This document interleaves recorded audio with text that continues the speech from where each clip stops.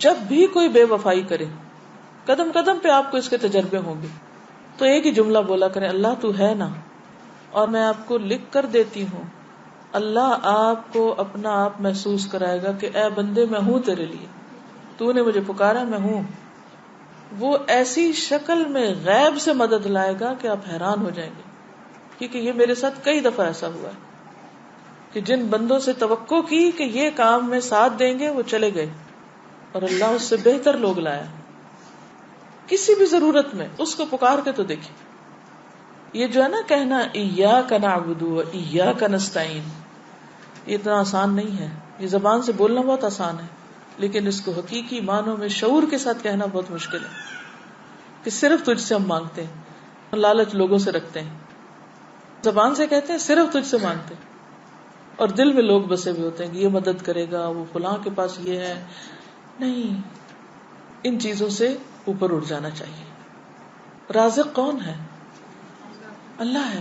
مالک کون ہے؟ کس کے پاس جانا ہے؟ اللہ کے پاس جانا ہے. تو اگر وہ راضی ہے تو سبھی کچھ ہمارا ہے. تو اس لیے ہم کیا چاہتے ہیں؟ بس فوری فوری کچھ چیزیں ہاتھ میں آ جائیں، کوئی ایسے ورد وظیفے ہوں کہ جنت کما لیں، اور کوئی شارٹ کٹس ہوں کہ جس سے.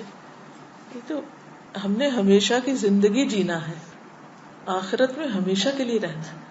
اس کے لیے اللہ تیار کر رہا ہے، چھان پٹک کے ایسے ایسے مشکلوں میں ڈال کے خالص کر کے. اور اسی لیے مومن پر وہ جو موت کی تکلیف آتی ہے نا، وہ بھی ایک پہلے میری سمجھ میں نہیں آتا تھا کہ اتنے نیک نیک لوگ اور ان پہ کیوں تکلیف آتی ہے. دل ہول جاتا ہے بعض تکلیفیں دیکھ کر، حالانکہ وہ لوگ واقعی نیک ہوتے ہیں. ہم دیکھ رہے ہوتے ہیں کہ وہ اس کے ساتھ بڑی تکلیف پیش ہے، اور اللہ کو پتا ہوتا ہے کہ وہ اس کے درجے کتنے بلند ہیں جس جگہ پہ اس نے ہمیشہ رہنا ہے. اس کے علاوہ آپ دیکھیے کہ بعض لوگ مالی معاملات میں بہت پریشان رہتے ہیں، اور جب وہ دیکھتے ہیں کہ لوگوں کے پاس بہت کچھ ہے تو اور بھی غمگین ہو جاتے ہیں، اور بھی حسرتیں پیدا ہو جاتی ہیں. اگر وہ صرف ایک حدیث یاد رکھے نا، صرف ایک، کہ ایسے لوگ یعنی جو دنیا میں غریب ہیں اور پھر بھی دین پر ہیں، اللہ کو راضی کرتے ہیں، وہ جنت میں نصف دن یعنی 500 سال پہلے چلے جائیں گے. دنیا میں قارون بھی کیا 100 سال جیا تھا؟ اگر کسی کے پاس قارون کا خزانہ بھی ہے، اتنا مال ہے، تو بھی کوئی 100 سال انجوائے نہیں کر سکتا اس سے. اور آخرت کا ایک دن کتنا بھاری ہے. تو آج اگر ہم صبر کرتے ہیں، ہمارے پاس مال کم ہے یا ریسورسز کم ہے یا تکلیف میں ہم کسی وجہ سے کہ نہیں ہے کھانے کو، نہیں ہے رہنے کو، 100 مسائل ہو سکتے ہیں، لیکن اگر صرف یہ یاد رہے نا کہ ان سب مالداروں سے 500 سال پہلے جنت میں چلے جائیں گے، کوئی غم ہی نہ رہے. ایسے سارے غریب یہ سمجھیں کہ ہم زیادہ خوش قسمت ہیں، ہم پہلے وہاں چلے جائیں گے. لیکن یہ جب ہی آئے گا نا جب آخرت کا یقین ہو. ہم کہتے تو ہیں ہمارا آخرت پہ ایمان ہے، حقیقی معنوں میں کوئی ایمان نہیں ہے. اللہ کے وعدے سچے ہیں، زبان سے بولتے ہیں سچے ہیں، لیکن دل میں نہیں اترا کہ اللہ کے وعدے سچے ہیں. کیونکہ ہمارا طرز زندگی نہیں بدلا، ہماری سوچ نہیں بدلی، ہمارے رویے نہیں بدلتے، کیونکہ ہمارا اندر نہیں بدلا ہوا. تو دنیا کا کوئی غم آخرت کے مقابلے میں کوئی غم نہیں، اور دنیا کی کوئی خوشی. اللہم لا عیش الا عیش الآخرہ فاغفر الانصار والمہاجرہ. اصل چیز ہے کہ ہماری بخشش ہو جائے. بعض اوقات اللہ تعالیٰ نے کسی کو بلند درجے دینے ہوتے ہیں. اب ہم دن رات بھی قرآن پڑھ رہے ہیں، ہم پتہ نہیں کیا کیا کر رہے ہیں، لیکن مثال کے طور پر اگر آپ کو یہ فاصلہ طے کرنا ہے، یہ کتاب سے ہی سمجھاتی، مثلاً یہاں آپ کھڑے ہیں اور یہ جنت الفردوس ہے مثلاً. اب آپ جتنی بھی نمازیں پڑھ رہے ہیں، روزے رکھ رہے ہیں، صدقہ خیرات کر رہے ہیں، اس سے آپ صرف اتنا تک پہنچ پائے ہیں، صرف اس حصے تک پہنچے ساری زندگی کی عبادت ملا کے. لیکن کیونکہ آپ مانگ رہے ہیں اور اللہ چاہتا ہے آپ یہاں پہنچے، یا آپ چاہتے ہیں اس فاصلے تک پہنچے. اب آپ کی عبادتیں ہیں ہی کوئی نہیں کہ جو آپ کو یہاں پہنچا سکیں. اب کیا کیا جائے؟ اب اللہ تعالیٰ کسی امتحان میں ڈالتا ہے، کسی تکلیف میں ڈالتا ہے، کسی کو مال کی کمی دیتا ہے، کسی کو اولاد کی دیتا ہے، کسی کو کوئی اور چیز نہیں دیتا. اگر وہ اس پر صبر اور شکر کرتا ہے تو یہ فاصلے تیزی سے یہ طے ہو کے یہاں تک پہنچ جاتا ہے بندہ. یہ جو صبر ہے اور شکر ہے، یہ دو پر ہیں جس سے مومن اڑتا ہے، اور وہ تیزی سے فاصلے طے کر کے جنت الفردوس تک پہنچتا ہے. تو بعض اوقات ہماری عبادتیں، ذکر، صدقے، خیرات یہ کافی نہیں ہوتے. کیونکہ ہم کیا کہتے ہیں, ہم نے اتنی عبادت کر لی پھر کیوں مشکل آ گئی, یہ کہتے ہیں نا اکثر, یا اللہ میں نے تو بڑی نیکی کے کام کیے پھر کیوں مشکل آ گئی. کیونکہ جب ہم ٹوٹی پھوٹی 4 نیکیاں کر لیتے ہیں تو پھر ہم کیا سوچتے ہیں کہ اب ہمیں نا کوئی مسئلہ نہیں ہونا چاہیے زندگی میں, اب اللہ کو بھی ہماری مرضی پہ چلنا چاہیے, اور جیسے ہم کہیں ویسے اللہ تعالیٰ کو کرنا چاہیے. نعوذ باللہ, یہ ہمارا ایٹیٹیوڈ یہ ہوتا ہے. اور اگر ہماری عبادتوں کے باوجود کوئی مشکل آتی ہے تو ہمیں سمجھ ہی نہیں آتی کہ پھر کیوں آ گئی. ہم تو نہیں ڈیزرو کرتے تھے یہ تکلیف, ہم تو بڑے نیک تھے. انتہائی نہ سمجھی. اللہ دراصل درجے بلند کرنا چاہتا ہے, اور آپ کہتے ہیں کہ ہم نے تو نیکیاں کر لی تھی تو پھر کیوں ہو گیا یہ. یا دوسروں کو بھی ہم دیکھتے ہیں, ہم کہتے ہیں ہائے توبہ کیا فائدہ نیکی کرنے, اتنا نیک تھا اور دیکھو کیا مشکل آ گئی اس پہ, ضرور کچھ اندر خانے برا کیا ہوگا. یہ سخت ناسمجھی کی باتیں. اللہ ہی جانتا ہے کہ وہ کس کو کس حال میں کیوں ڈال رہا ہے, خواہ وہ کسی عورت کی تکلیف ہو یا کسی مرد پہ کوئی مشکل وقت ہو یا کسی بھی طرح کا کوئی زندگی میں اسٹریس ہو. بس ہر حال میں کہ یا اللہ تیرے فیصلے بڑے ہی اچھے ہیں اور سچے ہیں, بس تو مجھے عافیت میں رکھ, ایسے امتحان میں نہ ڈال کہ جس سے میرے منہ سے کوئی ناشکری کی بات نکلی.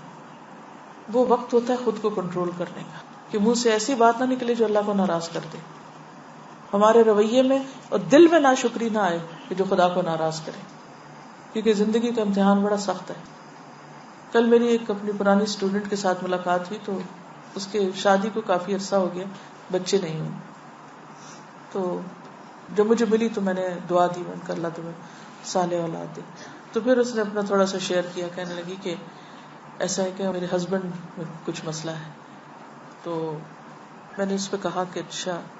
کہتی کہ بات یہ ہے کہ اگر بچے نہیں تو ایک مسئلہ ہے نا, اور اگر بچے ہوں تو 1000 مسئلے ہیں.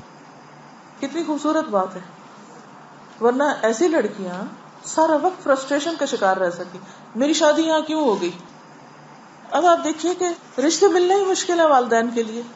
ایک مثال ہے, رشتے ملنا ہی مشکل ہے. اللہ نے اگر ایک ٹھکانہ دے دیا, شوہر دے دیا, قدر کرنے والا ہے, اب اس بیچارے کے بھی بس میں نہیں. اب وہ علاج بھی کرا رہا ہے, اچھا سلوک بھی کر رہا ہے, ٹھیک ہے. اگر یوں دیکھا جائے کہ عورت کو کیا حق ہے, اور قانونی طور پر آپ دیکھیں تو ٹھیک ہے, عورت یہاں خلا لے سکتی ہے, بڑی جینوئن ریزن ہے, الگ ہو سکتی ہے. لیکن کوئی گارنٹی ہے الگ ہو کے کہیں اور شادی کرے تو لازم بچے ہوں؟ کوئی گارنٹی نہیں ہے. ٹھیک ہے, وہ اس کی اپنی چوائس, وہ کرے نہ کرے وہ ایک الگ مسئلہ. میں اس وقت قانونی بحثوں میں نہیں جا رہی, میں ایک پریکٹیکل سچویشن کو دیکھ رہی ہوں کہ ایک ماں باپ کے میں سے 5 بیٹیاں ہیں, ایک بیٹی کے ساتھ کچھ ایسا حادثہ ہو جاتا ہے. اب اگر وہ واپس آتی ہے تو پہلیوں کی بھی شادی نہیں, یہ کہاں جائے گی. نہیں, کتنے ہمارے معاشرتی مسائل ہیں.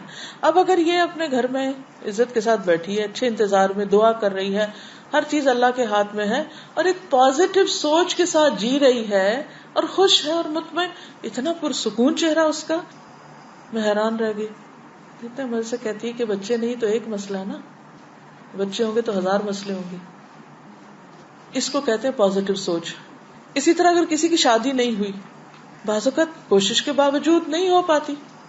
اب اس میں بھی کچھ لوگ بہت مزریبل ہو جاتے ہیں, دن رات یہی سوچے رہتے شادی نہیں ہوئی, شادی نہیں, شادی, نفسیاتی مریض بن جاتے ہیں. کیا مریض بننے سے شادی ہو جائے گی؟ بد اخلاق بن جانے سے شادی ہو جائے گی؟ جو ہونی تھی وہ بھی نہیں ہوگی.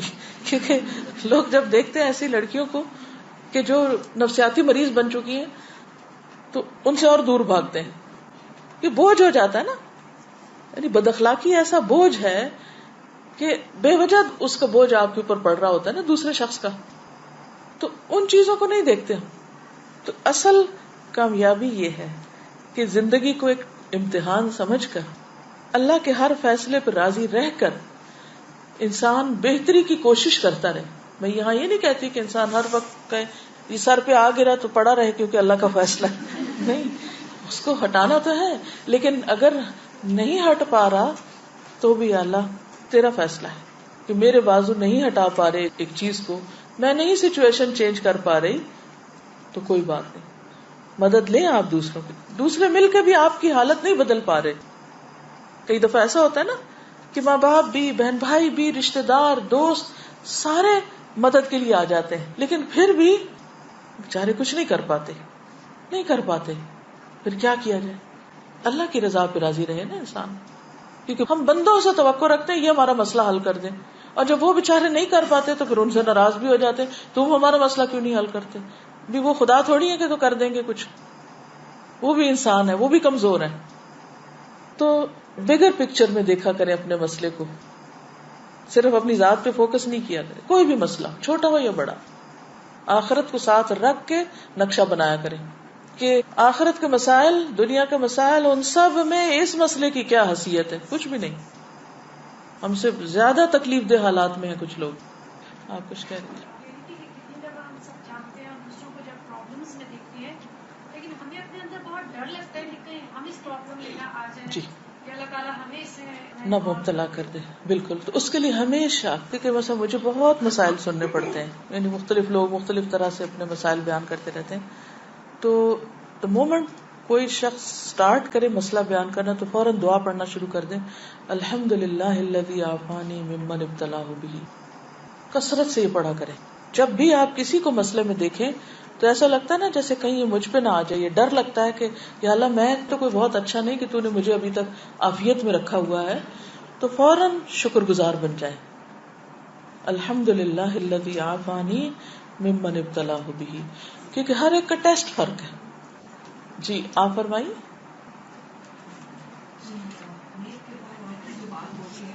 اس کے کمبائن کویشچن اور مسکنسپشن ہے، I'm sure now بیٹھی بہت ساری عورتوں میں اور لڑکیوں میں ہوگا. میں نے 2-3 درس میں آپ سے کافی سال پہلے سنا تھا کہ شوہر جو ہے بیوی کو فورس نہیں کر سکتا کہ وہ ساس سسر کی خدمت کرے. اب جب میں نے یہ بات سنی مجھے تو اتنا برا ریئیکشن یا ایک نیگیٹو تھنکنگ نہیں آئی، بٹ آئی ایم شیور جب لوگ سنتے ہیں تو اس کو بہت نیگیٹولی لیتے ہیں. تو میں چاہوں گی آپ اس کو تھوڑا سا پلیز اس کو بتائیں. دیکھیے قرآن پاک میں نسب اور سحر دونوں کو ساتھ ساتھ بیان کیا گیا ہے. نسب جو والدین ہیں، سحر جو سسرالی رشتہ دار ہیں، سسرالی والدین، ساس سسر. کچھ چیزیں ہیں کہ جو قانونی حیثیت رکھتی اور کچھ چیزیں ایسی ہیں جو قانون سے آگے احسان کا درجہ رکھ. جیسے آتا ہے نا کہ ایمان، اسلام، احسان، ٹھیک ہے نا. کچھ چیزیں ہیں جو آپ کے ایمان یقین کے ساتھ تعلق رکھتی ہیں، اس کا پارٹ ہیں عمل میں. کچھ چیزیں اسلام کا ایک پورا جو سسٹم ہے اس کا پارٹ ہیں جس میں قانونی پہلو بھی آتے ہیں. ایک ہے جو احسان کا درجہ ہے. والدین کے ساتھ جہاں بھی معاملہ کرنے کا ذکر آیا ہے وہ کیا ہے؟ قانونی معاملہ یا احسان؟ احسان کا ہے نا، چاہے وہ اپنے والدین ہو چاہے وہ سسرالی. مثلا یہ جو بات آپ کہہ رہے ہیں نا کہ جو میں نے کہی ہے کہ شوہر مجبور نہیں کر سکتا بیوی کو کہ وہ ضرور اس کے والدین کی خدمت کرے، مجبور نہیں کر سکتا. یہ ہے قانونی پہلو.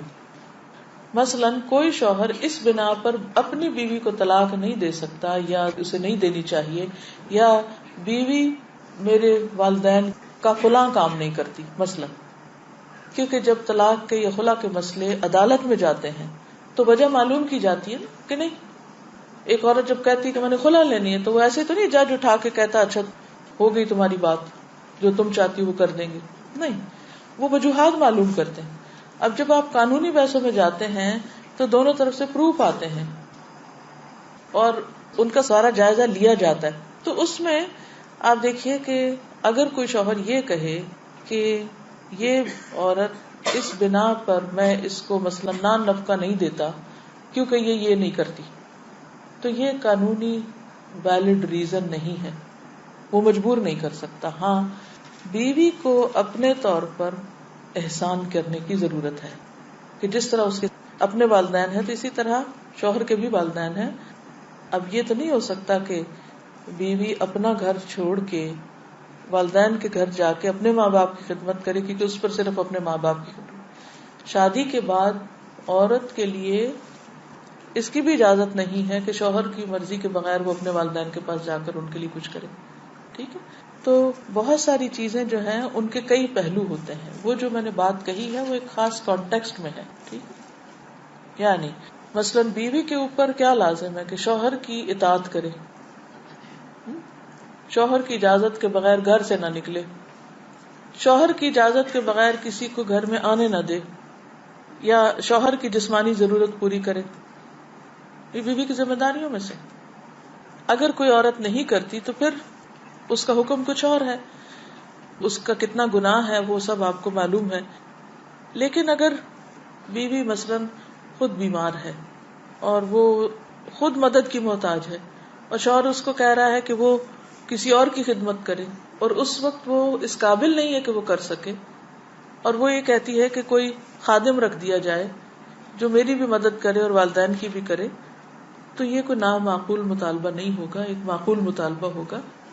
جو خاندانی زندگی ہوتی ہے اس کے کئی آسپیکٹس ہوتے ہیں. جی آپ کچھ کہیں؟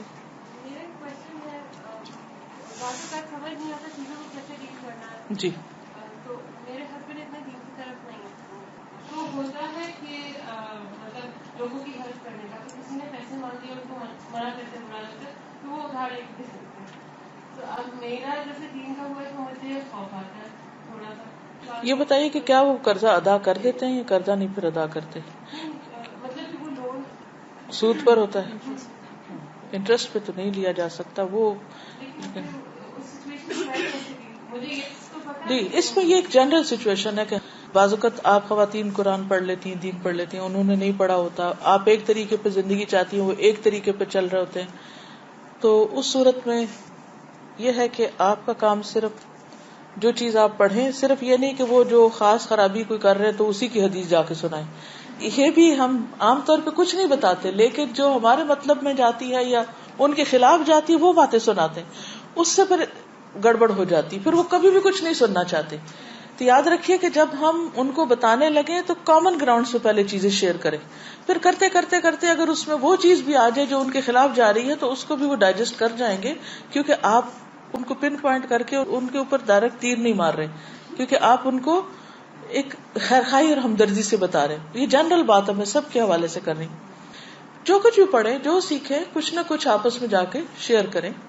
اور جب اچھا موڈ ہو، کھانے کی میز پہ ہوں، کہیں باہر ہوں، گاڑی میں بیٹھے ہوں، جیسے اور باتیں آپ کس سے شیئر کرتے ہیں، دین کی باتیں بھی بس اسی طرح جنرل لائٹ موڈ میں شیئر کرتے رہیں، حتیٰ کہ وہ ان کے اندر ایک طلب پیدا ہو جائے اور سنجیدگی آ جائے اور سیکھنے کا شوق آ جائے، وہ پھر ایک لیٹر سٹیج پہ. اسی طرح بعض ایسے کام ہسبینڈز کر رہے ہوتے ہیں جو بالکل دین کے خلاف جاتا ہے اور ہماری جان پہ بن جاتی ہے جس دن ہم مسئلہ پڑھ کے جاتے ہیں، اور ہم چاہتے ہیں کہ اوور نائٹ اب چینج آ جائے ان میں بھی. اور جب وہ نہیں کرتے تو پھر ہم ان کو برا بھلا کہنے لگتے ہیں اور لڑائیاں ڈال کے بیٹھ جاتے ہیں اور پتہ نہیں عجیب و غریب رویے اختیار کر لیتے ہیں، جس سے وہ سمجھتے ہیں کہ سارا قصور دین کا، وہ اور دین سے خوف زدہ ہو جاتے ہیں اور دور ہو جاتے ہیں اور ہم اور مصیبت میں دلدل میں جا پھنستے ہیں. تو ایسی صورت میں ایک تو یہ ہے کہ جیسے میں ہمیشہ کورس کے شروع میں کہتی ہوں کہ اپنے پیاروں کو، گھر والوں کو ساتھ لے کے چلے. اس سے مطلب یہ ہے کہ ان کو بھی ساتھ ساتھ پتہ چلتا رہے آپ کر کیا رہے. یہ صرف دین کے معاملے میں نہیں، ہر معاملے میں یہی کریں کہ جو آپ گھر سے باہر کر کے آئیں گھر آ کے شیئر کریں. اس سے بڑا اعتماد بحال ہوتا ہے، کیونکہ ایک دوسرے کا پتہ ہوتا ہے کہ کون کیا کر کے آیا. جب انہیں پتہ ہی نہیں آپ کیا کر رہے ہیں اور اچانک ایک دن کوئی اعلان کر دیتے ہیں تو ان کے لیے پھر وہ چیز ان سے ڈائجسٹ نہیں ہوتی. تو روز کی شیئرنگ، میک شور کہ آپ تھوڑا تھوڑا تھوڑا تھوڑا شیئر کر رہے ہیں، اتنا جتنا وہ سننا چاہیے. یہ بھی نہیں کہ وہ سننا ہی نہیں چاہ رہے اور کانوں میں ہاتھ رکھ لے اور آپ کی تقریر ختم نہ ہو. لوگ دین سے دور ہوتے ہیں صرف اس وجہ سے کہ ہم ان کے اوپر اوور ڈوزنگ کرتے ہیں. اچھا اب آپ دیکھیے کہ مثلاً کوئی ایسی چیز جب ہم ان کو بتاتے ہیں، وہ مثلا سود کا لین دین ہے یا کوئی ایسی نوکری ہے جو غلط قسم کے کاموں پر مبنی یا کوئی بھی چیز، تو آپ اس سے ہی نہیں شروع کریں گی، صرف اس ایک چیز کو نہیں دین بنائے گی. آپ اس سے پہلے جتنی چیزیں، آپ دیکھیے کہ دین میں سب سے پہلے کیا ہے؟ ایمان ہے، عقیدہ ہے، یقین ہے، آخرت ہے. کتنی چیزیں، وہ یقین پختہ ہوگا تو باقی چیزیں لی جائیں گی. اب پہلے آپ کامن گراؤنڈ سے بات کریں، اللہ کی محبت کی، آخرت کی، ادھر کی ادھر کی ساری کر چکے، پھر آپ عبادات کے اوپر آ جائیں، زکوٰۃ دینے کی بات کر لیں، پھر اور اس طرح کی، کیونکہ یہ جو عبادات ہیں یہ دراصل انسان کو تیار کرتی ہیں اور بہت سی اچھے اخلاق کے لیے. مثلا نماز، قرآن مجید میں آتا ہے ان الصلاۃ تنہی عن الفحشاء والمنکر، نماز انسان کو برائیوں اور بے حیائیوں سے روکتی. اس چیز کو دیکھیں کہ وہ نماز پڑھ پا رہے ہیں یا نہیں. اگر وہ نہیں پڑھ پا رہے تو ان کی مدد کریں کہ وہ کسی طرح اس کے لیے تیار ہو جائیں. زکوٰۃ دیتے ہیں کہ نہیں، کیونکہ زکوٰۃ انسان کے اندر سے بخل اور تنگ دلی نکالتی ہے. پھر روزے رکھتے ہیں کہ نہیں؟ کہ روزہ رکھ کر انسان جھوٹ بولنے سے اور نشہ آور چیزوں سے اور بہت سی اور بری چیزوں سے بچتا ہے. فرض روزوں کے علاوہ نفل خود بھی رکھے تو ان کو بھی ساتھ لانے کی کوشش کرے. پھر اس طرح اگر ابھی تک حج پہ نہیں گئے تو حج پہ جانے کی تیاری کریں آہستہ آہستہ, اس کے لیے ذہن تیار کرے, کیونکہ وہاں جا کر بھی انسان کے اندر بہت سا چینج آتا ہے اور انسان سوچتا ہے اچھا میں حج سے آ کے یہ برا کام چھوڑ دوں گا. یعنی کئی ایک طریقے. پھر اس کے بعد یہ ہے کہ آپ سارے طریقے آزما چکے لیکن کچھ بھی کام نہیں کر رہا. اب آپ کا فرض کیا ہے؟ وہی کریں جو حضرت آسیہ نے کیا تھا. حضرت آسیہ نے فرعون کے مقابلے میں کیا کیا تھا؟ صبر کے ساتھ وقت گزارا تھا, گھر چھوڑ کے نہیں چلی گئی تھی. اللہ تعالیٰ نے ان کو جنت کی عورتوں کے سردار بنایا ان کے صبر کی وجہ سے, کیونکہ جہاں امتحان بڑا ہوتا ہے وہاں اجر بھی بہت بڑا ہوتا ہے. تو یہ جن عورتوں کو جنت کا سردار کہا گیا ہے ان کے کردار کو دیکھیں کہ انہوں نے کس طرح زندگی بسر کی. سارا کچھ بتانے کے باوجود بھی اگر وہ وہ غلط کام چھوڑ رہے تو یو آر ناٹ ریسپانسبل. وہ ریسپانسبل ہیں, آپ نہیں ہیں. آپ نے اپنا فرض پورا کر دی. ہوپلیس کیس کبھی بھی نہیں بنائے. یو نیور نو کہ کون کس وقت توبہ کر لے. ٹھیک ہے نا. اس پر خوش نہ ہو, راضی نہ ہو, تعاون نہ کرے برائی پر. اپنا ڈس لائکنگ جو ہے ان کو پتا ہو کہ آپ اس کو پسند نہیں کرتے, پتا ہو کہ کیوں نہیں کرتے, اور اس کے بعد آپ صبر کریں. جی آپ کی کوئی بات رہے گی تو آپ کر لیجیے. اب جیسے ہاں اس میں یہ بھی ہوتا ہے نا کہ دوسروں کے ساتھ ہمارے اوپر بھی اگر وہ اچھائی وہ کرتے ہیں, مطلب اگر کبھی اس سے کر لیں تو اب مجھے یہ نہیں سمجھ آتا کہ میں آرام سے تو کہہ دیتی ہوں کہ مجھے اس چیز سے یہ نہیں چاہیے. فار ایگزامپل بات یہ ہے مجھے اس سے نہیں چاہیے, لیکن ہاں ایک اور چیز یہ کہ بس کوئی چیز ایسی لائے ہیں تو اس وقت جب لا رہے ہیں اس وقت کچھ نہیں کہیے. جب بعد میں آرام سے بات ہو سننے کے, پھر آپ سمجھتے کہ آپ پینیٹریٹ کر رہے ہیں, بات جا رہی ہے, اس وقت بولیے تاکہ وہ اس کو سمجھ جائے کہ آپ کیوں اس چیز کو چاہ رہی ہیں یا نہیں چاہ رہی. ایک چیز ہے کہ ہم سب کو حکمت مانگنے کی ضرورت ہے. اللہ تعالیٰ اگر ہمیں طریقہ سکھا دے تو چیزیں آسان ہو جاتی ہیں. جی سر میں پرسنل ایک ایکسپیرینس بتاؤں گی کہ ہم لوگ نا رینٹ والے گھر میں رہتے تھے تو اس کا $1,000 کرایہ تھا. تو میرے ہسبینڈ کے دوست نے ہم کو کہا کہ تم گھر کیوں نہیں لے لیتے, اس نے گھر لیا تو $650 پیمنٹ مورگیج. میرے ہسبینڈ گھر آئے تو مجھے کہتے کہ مورگیج حلال ہے کہ حرام ہے. میں نے کہا سود کی قسم ہے اور اس طرح سے. پھر اس کے بعد خیر انہوں نے کہا نہیں میں سوچوں ہم گھر لے لیں گے. اچھا میں نے کچھ نہیں کہا, میں نے کہا ٹھیک ہے جیسے آپ کو صحیح لگتا. اچھا پھر مجھے کہتے ہیں ہم گھر دیکھنے جائیں گے. میں نے استخارہ کیا, پھر ہم گئے گھر میں کچھ سال کی پسند آیا. اور اللہ کا شکر ہے کہ میں نے اپنے ہسبینڈ سے بحث سیکھی, میں صرف اللہ سے دعا کرتی ہوں. اور اللہ کا اتنا احسان ہے کہ اتنے گھر ہم نے دیکھے, اور میں ہر جگہ ان کے ساتھ چلی جب اللہ سے دعا کرتی تھی کہ اللہ ہمارے رزق میں برکت دے اور ہم حلال طریقے سے گھر لیں. اور اللہ کا اتنا احسان ہے کہ نہیں ہوا کچھ. تو میں نے پرسنلی یہ دیکھا ہے کہ جب بھی ایسا معاملہ ہو تو ڈیفینسو ہونے کے بجائے اللہ پہ چھوڑ دینا چاہیے. کیونکہ مجھے تو سازا اپنی زندگی میں یہ لگتا ہے کہ دل اللہ تعالیٰ بدلتے ہیں اور حالات بھی اللہ بدلتے ہیں. بالکل. اگر اللہ پہ بھروسہ رکھیں گے تو انشاءاللہ اللہ تعالیٰ بہتر صورت نکالتے جو ہم نہیں نکالتے. بالکل. اور پھر میں کہتی ہوں نا ان کی جگہ اپنے آپ کو رکھ کے دیکھیں, وہ بھی تو ایک بھلائی چاہ رہے ہوتے ہیں نا, لیکن ان کے بھلائی چاہنے کا طریقہ درست نہیں بھی ہو سکتا یا درست ہو سکتا ہے. تو اس صورت میں یہ جو ہے کہ انسان استخارہ کر کے دعا کر کے اور پھر فیصلہ کرے. اب ایسا کل میرے بیٹے نے کہا کہ میں فلاں جگہ جانا چاہتا ہوں, آپ کیا کہتی ہیں, جاؤں کہ نہیں؟ میں نے کہا آپ استخارہ کریں اور پھر مجھے بتائیں. اب میں اندر سے چاہ رہی تھی کہ میں اسے کہوں کہ نہیں, اور میں ماں ہوں, میں کہہ سکتی ہوں کہ نہیں, لیکن کیا میری وہ نہیں اس کو فیصلہ کرنے میں مددگار ہوگی؟ اس کو تو ہو سکتا سمجھ ہی نہ آئے میں کیوں نہیں کہہ رہی ہوں, اور اس میں بحث ہو جائے. اور پھر بعض اوقات اوورسیز کالز کتنی لمبی ہو جاتی ہیں لڑائی جھگڑوں میں. میں لمبی کال بھی نہیں کرنا چاہ رہی تھی, میں نے بس مختصراً کا استخارہ کرو اور فیصلہ کرو. حالانکہ ہی از اونلی 17 بٹ لیٹ ہم میک ڈیسیژن. اس کو ڈیسیژن لینا چاہیے, کیونکہ بہت سے ڈیسیژن ہم لینا چاہتے ہیں اور اللہ تعالیٰ کچھ اور چاہتا ہے. تو اللہ سے بڑھ کے کون ہمیں فیصلہ کرنے میں مدد دے سکتا ہے؟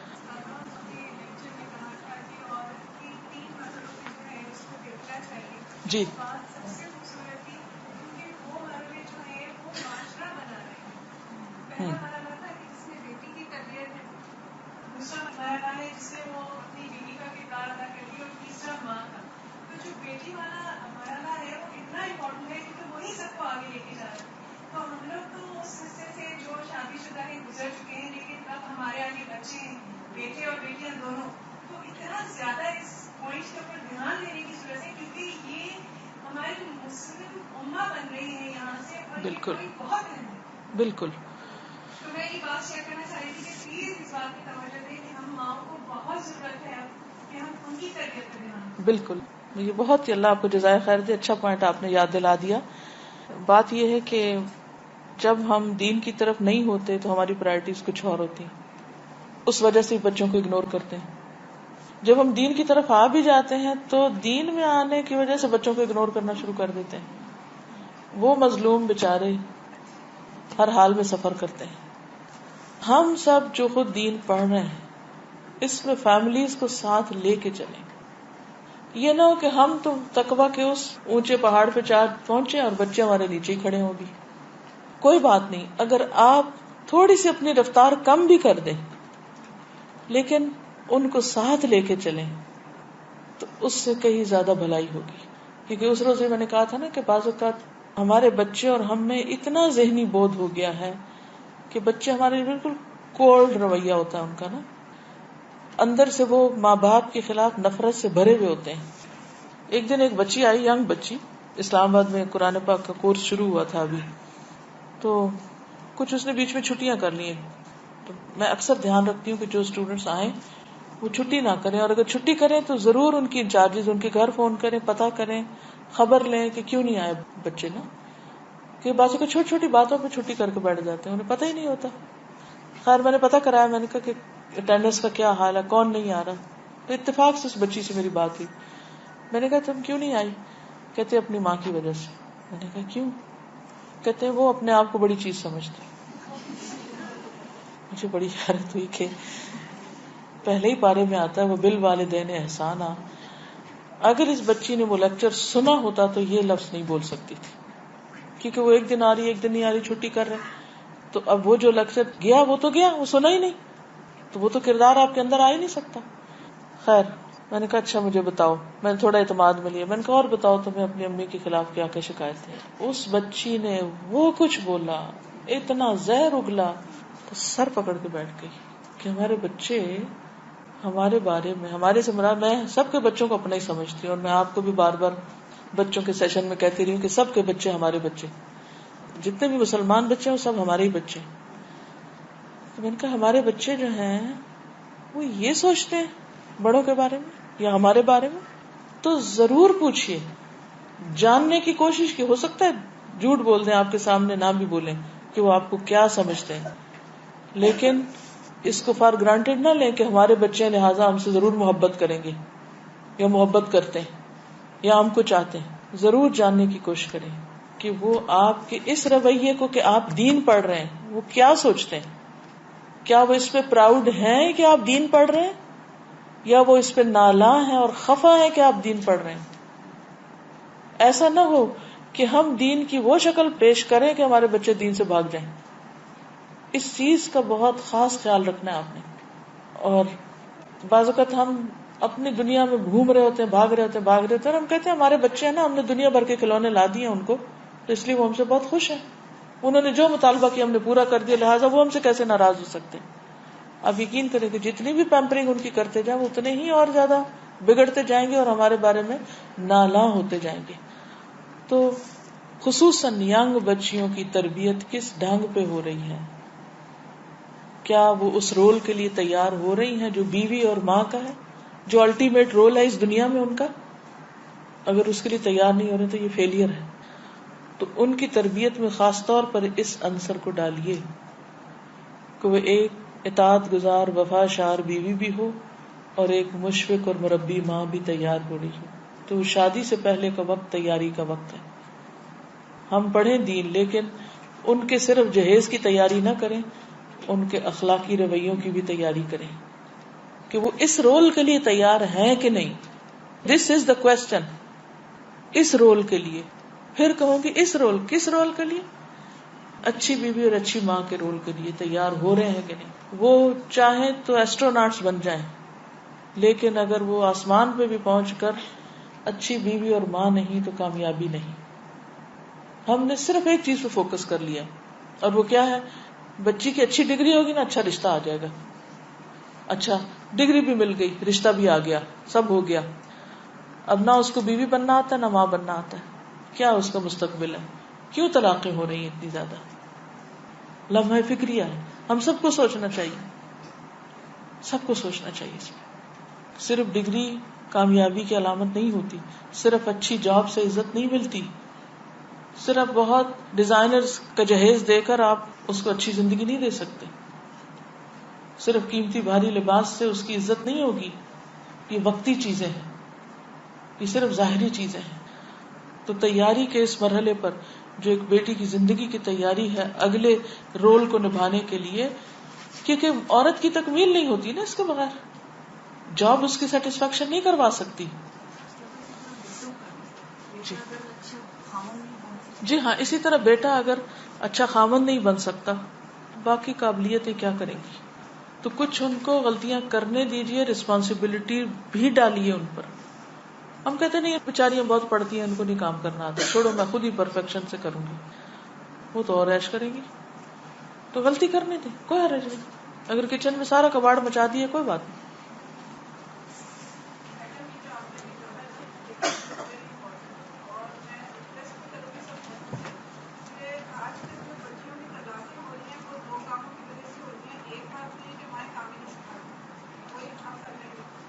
ہم کر لیں گے, آپ بیٹھ جائیں, اچھا نہیں کریں گے, ضائع جائے گا, لیکن اس کے اس ہوتا ہے وہ کام ہی نہیں ہوتا, اور سسرال جا کے وہ کام نہیں کرتی, اس وجہ سے ایک طرح سے دوسری جو آپ نے نکلی ہے بات دیکھا ہے, جو پہلے لڑکیوں کی ماؤں سے جھگڑے ہوتے ہیں وہی لڑکیوں کے پھر سسرال جا کے سسرال والوں سے جھگڑے جی, اور اس کے بعد کیا ہوتا ہے کہ وہ مائیں جو آپس میں پہلے فریق ہوتی ہیں بیٹی, وہ ماں بیٹی کو پروٹیکشن دینا شروع کر دیتی ہے, اس کا پارٹ بن جاتی ہے, صحیح بات ہے. اور اس سے جھگڑے شروع ہو جاتے ہیں. تو جھگڑے شروع ہوتے ہیں, پھر نصیب کی بات ہے, کبھی لڑکی لڑکے کو لے کر الگ ہو جاتی ہے اور کبھی خود الگ ہو کے آ جاتی ہے. اور ویری میں گڈ. بتاؤں ابھی ایک شادی میں کے ساتھ کی بات ہے, ایک بچے نے مجھے بتایا, ہم اس شادی میں شریک تھے, 6 سال پہلے کی لڑکی لڑکے کی انڈرسٹینڈنگ کی, شادی ہوئی 6 مہینے میں طلاق ہو گئی. پھر میں نے وجہ پوچھی کیونکہ وہ لڑکا اس کا دوست تھا لڑکے کا, تو کہنے لگا وہ مطلب جب شادی کر کے آئی تو وہ ویسا ہی چاہ رہی تھی, گھومنا پھرنا, لیکن اس سے رسپانسبلٹی کوئی نہیں, کام نہیں شروع کیا, تو لڑکے کو دیکھنا نہیں شروع کیا, تو لڑکا جو ہے وہ بیوی ہے ماں کو ہی بھول گیا. ایگزیکٹلی, بہت پتے کی بات کی آپ نے. تو یہ میں ریکویسٹ کروں گی اپنے بچوں کو کھانا پکانا سکھائیں. بعض لوگ مجھے کہیں گے کہ ہمیں اپنے بچے کو کھانا نہیں سکھایا, وہ نہیں آتا. میں نے کہا آپ نے بہت بڑا کیا, بہت بڑا. بالکل, بہت اچھا کہتی ہیں, یہ بہت ان کی بھلائی کی بات ہے. اور یہ سب سے میں ریکویسٹ کروں گی اپنے بچوں کو, ہمیں بھی ہماری امی نے سکھایا تھا, اور وہ کیا کرتی تھی جیسے آپ مجھے بتا کے روٹی کا پیڑا چھوٹا سا لیا آپ میں, یا کھانے کی کبھی پہلے آملیٹ اور پھر چائے اور پھر آہستہ آہستہ آہستہ بنانا شروع کیا, تو ضرور سکھائیں, یہ ان کی بھلائی ہے اگر آپ ان سے محبت چاہتے ہیں تو. بالکل, یہ محبت ہے اصل میں. یہ بہت ہی کام کی بات انہوں نے کہی ہے کہ عام طور پر جب بچیوں کو تمیز تہذیب نہیں سکھائی جاتی تو وہ ماں کے سامنے بول رہی ہوتی ہیں, شادی سے پہلے ماں کے ساتھ بدتمیزی کر رہی ہوتی ہیں, ماں کے ساتھ بگڑ رہی ہوتی ہیں, اور ماں ان کو صرف ماں ہوتی ہے نا تو برداشت کر رہی ہوتی. پھر یہ ہوتا ہے کہ جب شادی ہوتی ہے تو وہ اسی کردار اور اسی اخلاق کو لے کے اگلے گھر چلی جاتی ہیں. وہ جھگڑے جو ماں باپ کے گھر وہ کر رہی تھی بہن بھائیوں سے اور ماں باپ سے, وہ سسرال میں ساس سسر سے اور نند بھابھی سے شروع ہو جاتے ہیں. اور پھر وہی ماں جو کل تک اپنی بیٹی سے لڑ رہی تھی آج اس کو پروٹیکٹ کرنا شروع کر دیتی. اور پھر یہ ہوتا ہے کہ وہی لڑکی جو ہے وہ شوہر سے لڑنا شروع کر دیتی, یا پھر الگ ہو کے آ جاتی ہے, یا پھر خامند کو الگ لے کے اس کے ماں باپ سے کاٹ کے رکھ دیتی. تو یہ ایک ایسا وشس سرکل چل پڑا ہے کہ ماں باپ کے گھر میں ہی اس اخلاق کو توڑنے کی ضرورت ہے, اس کو شے دینے کی ضرورت نہیں ہے. اس بد اخلاقی کی ٹریٹمنٹ ہونی چاہیے, ورنہ وہ ساتھ چل پڑتی.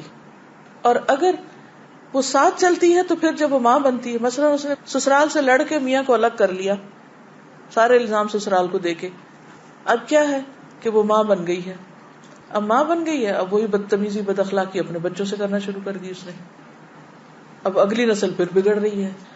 یہ کہاں تک چلے گا سلسلہ؟ تو کم از کم جو لوگ قرآن پڑھ رہے ہیں، دین پڑھ رہے ہیں، وہ تو اپنے رویے بدلیں، وہ تو اپنے گھروں میں قوا انفسکم واہلیکم نارا کریں. میں یہ کہہ رہی تھی کہ ایک ایٹیٹیوڈ ایک جنرلی یہ بھی دیکھا جائے فوراً لڑکوں میں ہو یا لڑکیوں میں، جیسے لڑکا ہو تو ہر قسم کی چیزیں از آل رائٹ، شادی ہو جائے گا تو ٹھیک ہو جائے گا، اور لڑکیاں اور لڑکی ٹھیک کرے اس کو آ کے.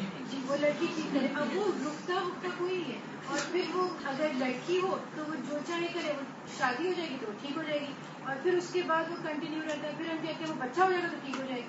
تو وہ ٹھیک نہیں ہوتا انلیس اینڈ انٹل وہ فکس ہو، بھلے وہ لڑکا ہو یا وہ لڑکی ہو، بھلے وہ زبان کی بے اخلاقی ہو یا تو بالکل ایٹیٹیوڈ میں کوئی یا عمل میں ہو، صحیح نہیں ہوتی وہ. We can't just let go of it کہ وہ بالکل. صحیح ہو جائے. جی ایک بات یہ تھی کہ شروع سے ہم جب اپنے بچوں کو، خاص طور پر بچوں کو ایجوکیٹ کرتے ہیں تو شروع سے ذہن میں ایک بات بتا دیتے ہیں کہ آپ زیادہ پڑھو لکھو تاکہ آپ انڈیپینڈنٹ ہو، آپ اپنے پاؤں پہ کھڑے ہو. تو ایک برین واشنگ ایسے بچیوں کے ذہن میں ہوتی ہے کہ وہ گھر میں جب جاتی ہیں تو ان کے ذہن میں یہ نہیں ہوتا، وہ کہتے ہیں کہ نہیں ہسبینڈ پال رہا ہے تو ہم اس سے زیادہ ہی ایجوکیٹڈ ہیں یا ہم بھی اتنے قابل ہیں. تو یہ جو ایک مائنڈ سیٹ ہے اس کو بھی بدلنے کی ضرورت ہے کہ بچوں کو جب ایجوکیٹ کریں تو یہ مت کہیں کہ آپ اپنے پاؤں پہ کھڑے، اس لیے ہم آپ کو ایجوکیٹ کریں تاکہ دوسرے گھر پہ جا کے ایک اچھا رول ماڈل. بالکل صحیح کہا آپ نے، کیونکہ آپ دیکھیں کہ کتنی ہی لڑکیاں ہیں جو اپنے پاؤں پہ کھڑی ہیں، لیکن کیا وہ خوش ہیں؟ خالی اپنے پاؤں پہ کھڑے ہونے سے تو خوشیاں نہیں ملتی. انسان کو اللہ نے انسان کے لیے بنایا ہے، اور انسان انسان سے ہی انس پاتا ہے، اور انسان انسان کے لیے فتنہ بھی ہے، انسان ہی انسان کے لیے تکلیف کا باعث بھی ہے، پھول کے ساتھ کانٹا بھی ہے. تو اگر انسان یہ کہے کہ چونکہ پھول کے ساتھ کانٹا ہے اس لیے پھول کو ہی چھوڑ دو، تو یہ تو فلسفہ درست نہ ہوگا. بس آپ کو سلیقہ آنا چاہیے کہ آپ اس کو ایسی جگہ سے پکڑیں کہ پھول کی خوشبو سونگھ سکیں، کانٹے کو اوائڈ کریں، اور اس کے ساتھ ہوگا، لیکن اس سے بچنے کا طریقہ آپ کو اللہ نے عقل کی شکل میں دیا ہے. اس کو ایسا پکڑیں کہ وہ کانٹا آپ کو چبھے نہیں، آپ کو بچنا ہوگا اس سے. کانٹا تو اپنی جگہ کانٹا ہے، ہم میں سے ہر ایک کے ساتھ کانٹے ہیں، کسی کے ساتھ کوئی ہے، کسی کے ساتھ چھوٹا، کسی کے ساتھ بڑا ہے، لیکن کوئی بھی اس سے پاک نہیں.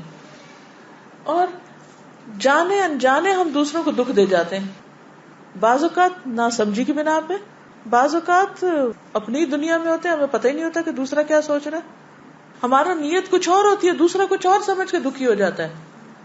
اب کس کا قصور ہے؟ نہ آپ کا نہ اس کا، لیکن وہ کانٹا تھا جو چپ گیا. اچھا جب کانٹا چپ جاتا تو کیا کرتے ہیں؟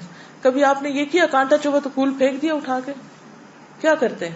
فوراً دیکھتے ہیں کہ کہاں کٹ لگا ہے، اور یہ دیکھتے کہ کانٹا ہے کس جگہ اور کون سی جگہ سیف ہے، وہاں سے پکڑو. تو اللہ نے عقل دی ہے نا، سوچ سمجھ کے کانٹے والی چیز کو پکڑے. تو وہ انسان جو لوگوں کی تکلیفیں برداشت کر کے ان کے ساتھ رہے، وہ زیادہ اچھا ہے، یہ حدیث کے الفاظ ہیں، بنسبت اس کے کہ جو لوگوں سے الگ تھلگ ہو جائے، کہ میں انڈیپینڈنٹ رہوں گا، کسی کے ساتھ نہیں رہوں گا. تو انڈیپینڈنٹ رہنے میں ٹھیک ہے کچھ فائدے ہوں گے، لیکن ساتھ رہنے میں تکلیفیں ہیں مگر فائدے زیادہ ہیں، یہ بھی یاد رکھیے. چلیے آج کے لیے اتنا کافی کیونکہ وقت اوپر جا رہا ہے. جزاکم اللہ خیرا. اللہ تعالیٰ سے دعا ہے کہ وہ ہمیں اچھی بیویاں، اچھی مائیں اور اچھی بیٹیاں بنائے، اور ہمیں اپنے فرائض کو آسان طریقے سے ادا کرنے کی توفیق عطا فرمائے. وآخر دعوانا الحمد للہ رب العالمین. سبحانک اللہم وبحمدک، نشہد ان لا الہ الا انت، نستغفرک ونتوب الیک. السلام علیکم ورحمۃ اللہ وبرکاتہ.